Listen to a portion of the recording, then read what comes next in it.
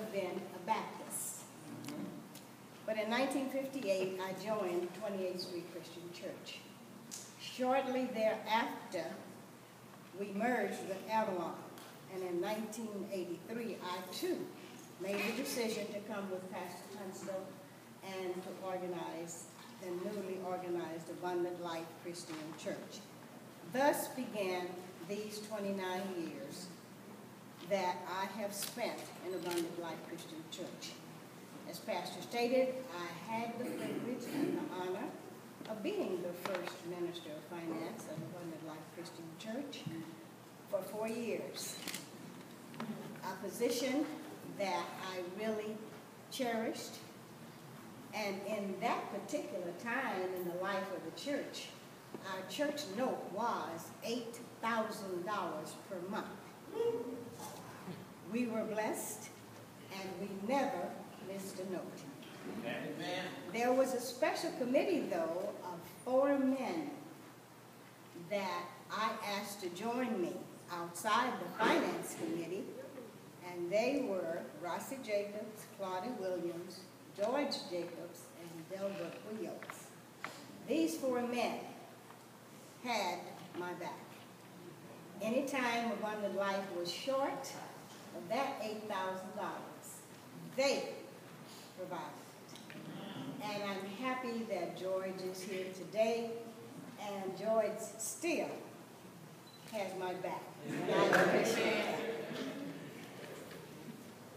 When I felt that I needed a different experience, I urged, pleaded, encouraged Dave Penway to accept the position, and he was so appointed, with the idea that I would always, I suppose, have his back and help him with the finance whenever I was needed. And I am happy to say I was needed even up to this day. So for 29 years, in one way or another, I have worked with the finance department. But I've served in other capacities here at Abundant Life Christian Church. I have been on the board, I have been a trustee, I have been on the cabinet. I have twice organized, revived our usher board. I'm a member of CWF. And I also organized the first bereavement committee that Abundant Life Christian Church had. We were very blessed the first 2 years of our church life. We did not have one death. Right. We had a death of members of our family members of our members, but we were very blessed not to have a death. To the present time, from being also many years a decorator of Fellowship Hall for all activities. Now, I am the decorator of the boat. But one of my greatest joys is being a member of the 55 Plus ministry.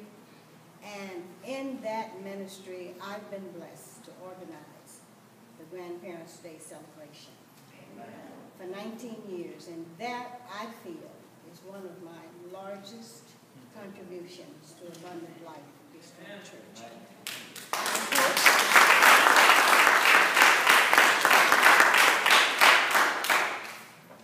I hope to continue to serve, and in the capacity that I can. It is a pleasure to have been a part of the history of Abundant Life Christian Church. Thank you. Amen.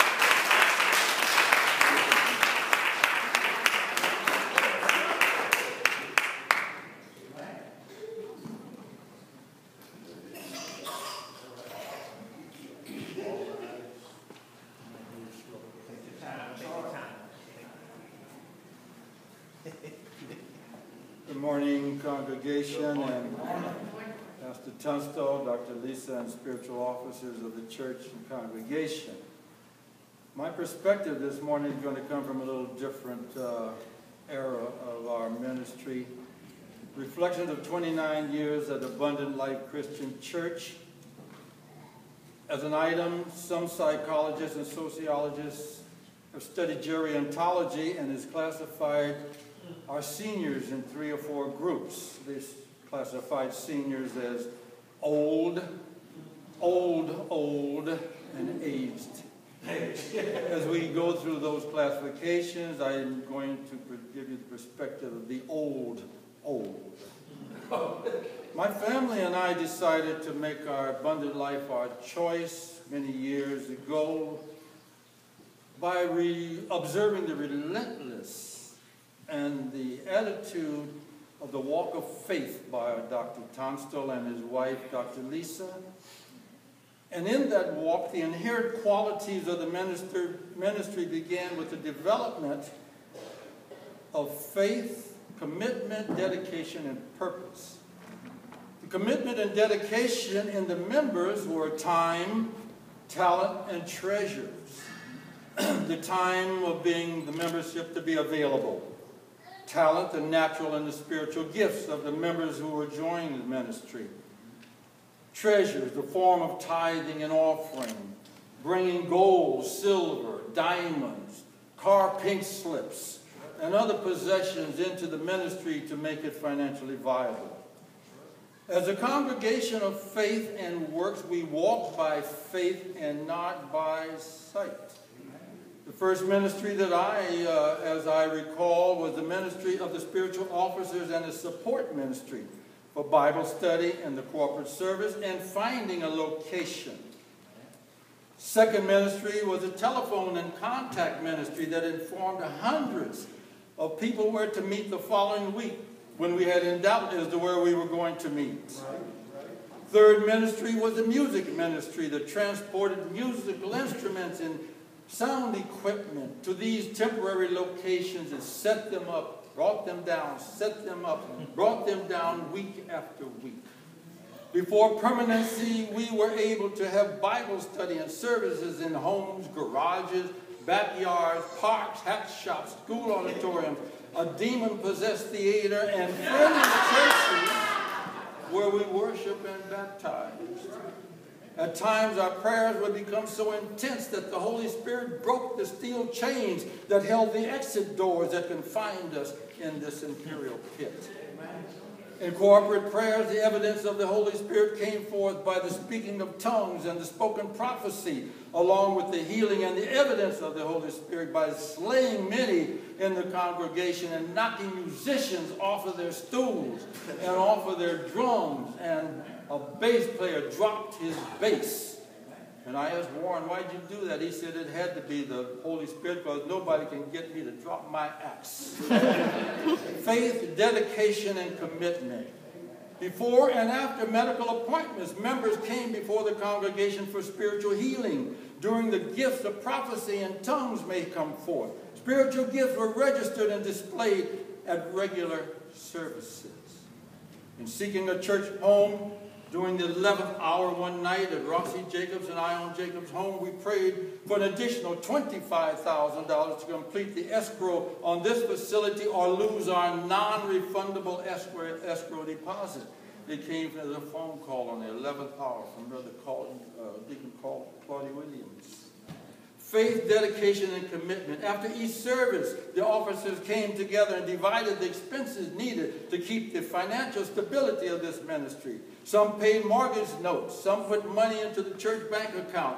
Another member developed a saving group where members putting thousands of dollars for financial stability.